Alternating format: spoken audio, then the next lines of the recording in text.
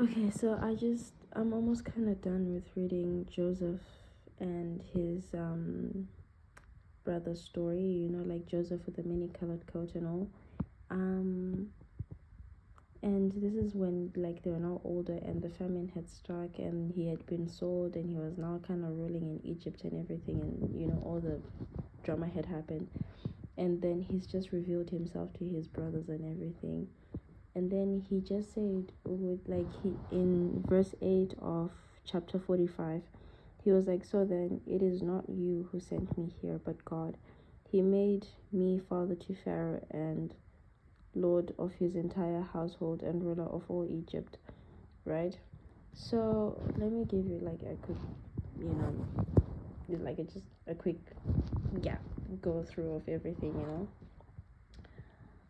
yeah, quick run through. So he had been sold by his brothers because they were jealous of him, you know they were jealous of him because he was favored by his father in everything, and most of the brothers didn't get as much attention from the dad and all.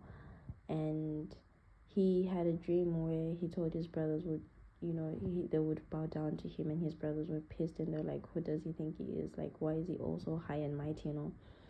And so by then he had 10 brothers and he was the 11th kid. um yeah, 10 brothers and one sister, and then that was before Benjamin was born. And then Benjamin gets born and all those things happen and all. So then his brothers are still like, they still don't like him, and then they try, at first they dig a hole and a pit, like some sort of thing, I think, and they put him inside and they just want to leave him there, and they're like, he's no longer a problem and all. And then they see a bunch of merchants or something along those lines going to Egypt and all, and they're like, yo, let's sell him, to be a slave and all. So they sold him, they took his coat and covered it in animal blood and all. He gets sold, he becomes a slave, he goes to Potiphar's house, who is like some army commander guy. And then his Potiphar's wife lies about Joseph and is like, oh, Joseph tried to rape me, because she lied because Joseph didn't want her. She wanted Joseph, so she was trying to make a move on him, but he was like, no, I can't do that. I can't bite the hands that feeds me, because Potiphar loved Joseph and all.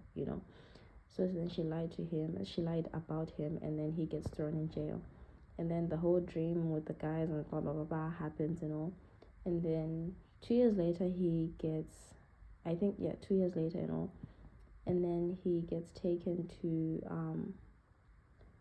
Pharaoh and everything, and then he interprets Pharaoh's dream and everything about the 7 years of plenty, everything, plenty crops and everything, of like a very big harvest and all, and then 7 years of like a famine, right?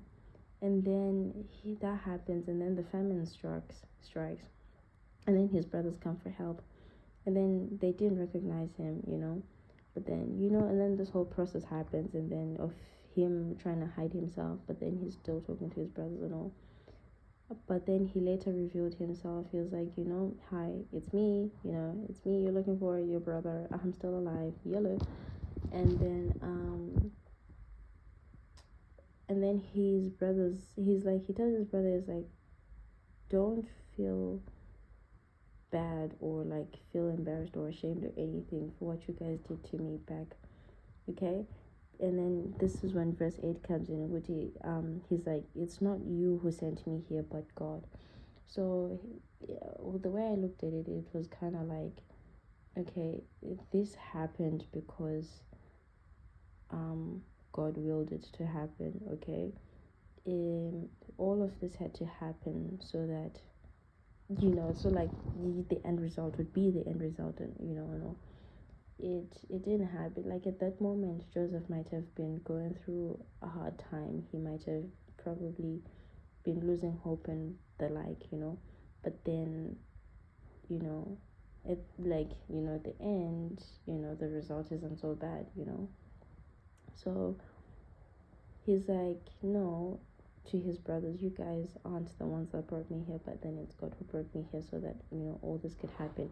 Because if he hadn't, I don't know, if he hadn't showed up to Egypt, then the whole 7 years of harvest wouldn't have happened, and the 7 years of famine, would have struck really hard, because people wouldn't have been prepared for it. But because he got there and he warned people ahead of time, and was like, yo, you guys for 7 years work extra hard, so that when the 7 years the of hardship comes, you guys are well equipped and all to survive, the 7 years of famine and all. So that kind of also gets me thinking that, at the moment you might be going through a hard time and all, and you might be like, hey, why God, why is this happening, why, you'd be filled with so many questions, and you don't know what the main point of the situation is and all. But then if you stay strong and don't give up, and you keep close to God, the end will be very sweet. You will enjoy what the outcome is at the end. Okay, none of us know what the future is like. You might be going through a hard patch now. That's fine. That is okay. Okay, I'm not okay. Let me not say that, because I don't know what kind of troubles each and every one of us are facing. But yeah, that's what I think. So don't look at the situation lightly. Look at it through God's eyes, I guess.